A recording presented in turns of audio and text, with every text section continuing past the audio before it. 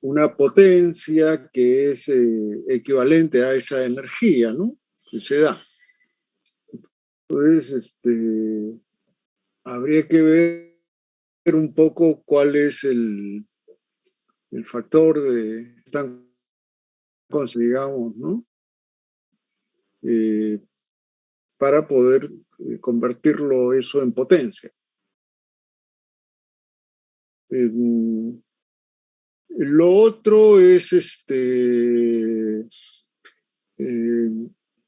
he visto algunos trabajos que no tienen una, no sé cómo decirlo, pero digamos, a ver, lo planteo en lo siguiente. He visto algunos ejemplos donde la central elegida es una central de 700 megavatios, pero la carga son 100 megavatios. Entonces, entonces es demasiado grande la central y entonces debería haber cierta armonía, digamos. No es que si tú para llevar 3 pasajeros se compran un bus de 60 pasajeros, ¿no? No tiene sentido. Habría que decir, bueno, el vehículo con el cual van a transportar debe ser como para 3 o 4 pasajeros. Pero es normal que para un primer trabajo siempre haya esas cosas, ¿eh? No es ninguna normalidad. Lo que pasa es que hay que corregir conforme pasa el tiempo. Y también las tensiones que son adecuadas, digamos, ¿no? O sea, una línea de 138 kilovolts se transmite 50, 70 megavatios, pero si hay que transmitir 200 megavatios, probablemente sea insuficiente esa línea, ¿no? Igual, o sea, señala un poco cierta armonía, digamos, en la realidad. No es que no haya cosas ilógicas en los sistemas, siempre pueden haber, pero aquí lo que se trata es que ustedes tengan cierto criterio para elegir, ¿no?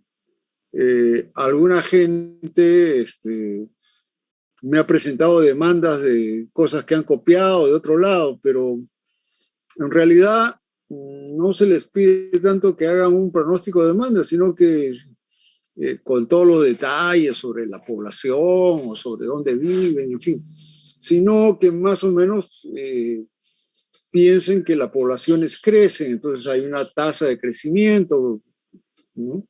Además, nadie sabe cómo va a ser el futuro, o sea que de alguna manera hay que tomar un poco las tasas históricas de crecimiento, ¿no?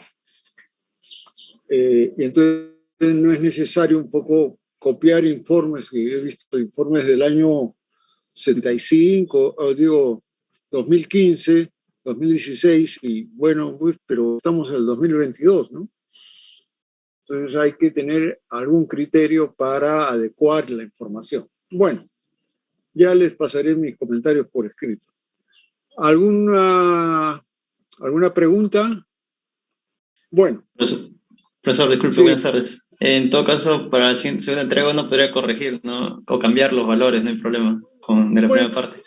todo el tiempo, conforme se van dando cuenta que han cometido errores o que no tienen claro, van cambiando, ¿no? Eh, o sea, estamos en etapa de aprender, no estamos en etapa de que yo supiera un poco que ya saben, entonces ya les diría hoy, así no se trabaja. Lo que pasa es que estamos tratando de aprender, uno hace su primera propuesta y si está alejado, se va acercando a esa propuesta y va acomodando. Por ejemplo, para hacer estudios de estabilidad, toda la generación no debe estar en una sola barra, deben estar en 2 barras alejadas, porque si no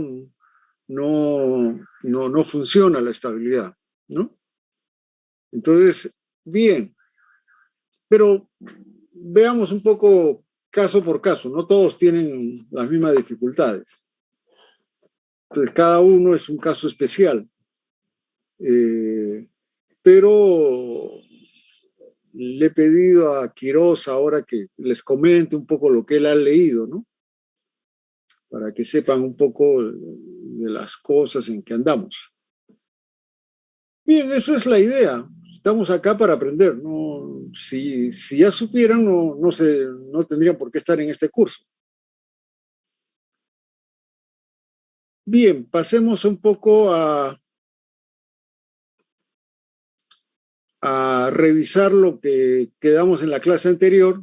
En la clase anterior empezamos a ver las máquinas síncronas y idealmente una máquina síncrona es una máquina que tiene un rotor donde hay una bobina que gira y hay 3 bobinas estáticas que tienen una conexión trifásica y en fin, entonces una de las preguntas que uno se hace es, debe haber una relación entre estas bobinas y el torque o el par que se establece para que gire. Gruesamente podríamos decir de que hay 2 imanes. Un imán que está girando, que va a estar movido por una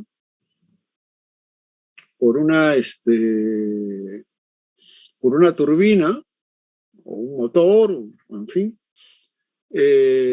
y que le llamamos rotor. Entonces es una bobina que pasa electricidad y entonces hay un campo magnético que se va a establecer y hay 3 bobinas que van a producir un campo magnético giratorio. O sea, como que las 3 bobinas que son del estator van a formar un campo magnético y ese campo magnético va a ser un campo magnético giratorio.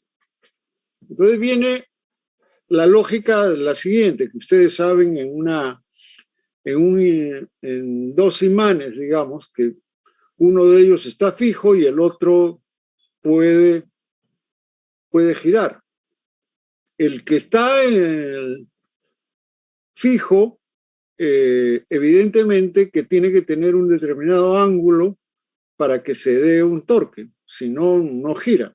O sea, se van a tratar de el polo negativo se va a acercar al polo positivo y eso se da en sentido contrario en el otro lado.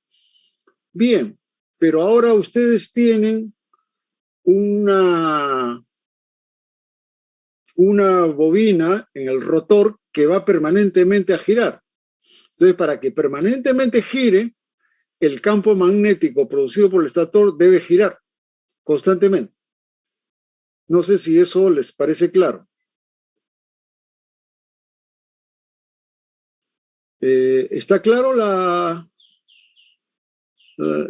interpretación que yo estoy hablando? Es a ver si empezamos a una pregunta más clara. Lisette Letona, ¿cómo tú explicarías el principio de un generador?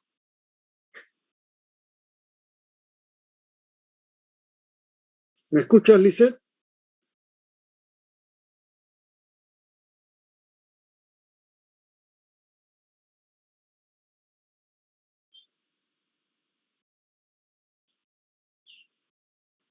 Medio complicado.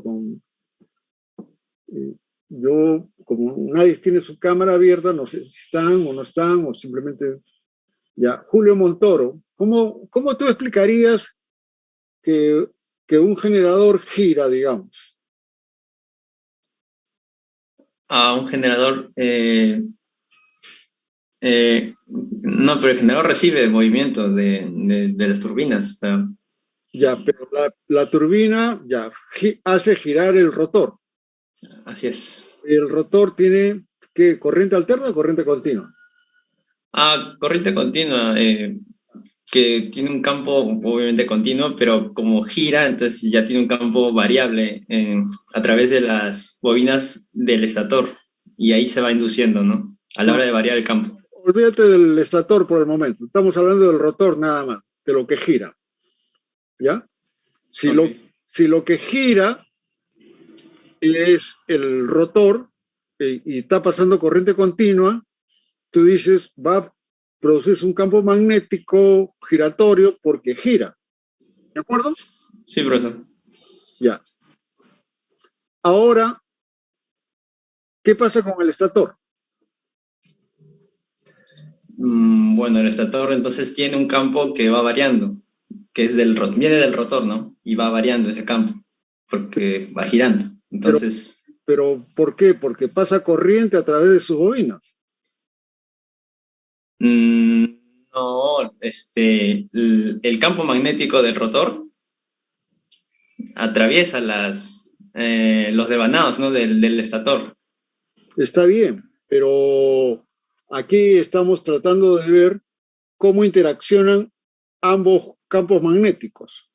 Para que haya un torque, o sea, para que gire, digamos, en forma continua, dos campos magnéticos se deben comportar como si tuvieses dos imanes, ¿no es cierto? ¿O no? Sí, creo que Entonces, dos polos similares se deben rechazar. así es, Dos sí. polos contrarios se tienen que atraer. Entonces, Ujú. entonces, inicialmente, si son polos contrarios, se van a rechazar por dos campos magnéticos. Hay un campo magnético formado en el rotor y hay un campo magnético formado en el estator. Sí, sí, profesor. Pero para que continúe eh, produciéndose el torque, ambos campos tendrían que girar, ¿o no? Sí, sí, profesor. Ya. Entonces, ¿cómo podríamos hacer eso? Que tú a la fuerza haces girar el rotor con un motor o con una turbina y lo que está parado, que es el estator, tres arrollamientos, forman un campo magnético que va a girar. Ujú. Y entonces deben interaccionar entre ambos, ¿no es cierto? Sí, profesor. Y entonces, y para que siga girando sin parar, deben estar girando ambos campos que deben girar, manteniendo un ángulo, digamos, Sí, sí, profesor. ¿ya? Pero ¿está claro o no te parece que el principio es casi como si tuvieses dos imanes? O sea, o sea, el estator, claro, también crea su campo, ¿no? Y jala el del rotor, ¿así es? Eh, O, Bueno, a ver, ya, pero cuando se alinea, ya no debe seguir girando. Entonces, el campo del estator debe seguir girando, cosa que constantemente lo va siguiendo. okay. ¿Te parece o no te parece la explicación lógica? Más o menos. A ver, ¿cómo le explicarías tú de que el motor, el generador sigue girando? ¿Cómo lo explicarías? A ver, Como sigue girando, incluso si la turbina ya no aporta movimiento, así. no pues, a ver, tratemos de entender. Tú tienes en el rotor un arrollamiento que está alimentado por una corriente continua, ¿de acuerdo? Sí, sí, profesor. Y en el estator, ¿qué cosa tienes? De vanados nada más. Ya pues, pero tres arrollamientos Sí, es cierto. alimentados por una corriente trifásica. Ya. Ujú. Ah, para que tú formes un campo magnético giratorio en el rotor, ¿qué es lo que tienes que hacer?